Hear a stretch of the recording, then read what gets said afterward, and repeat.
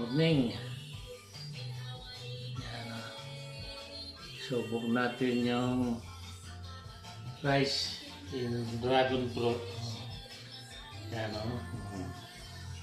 Ito yung rice na hugasan na ano lang, kaya lang ihalo natin itong dragon fruit. Yan o. Yan.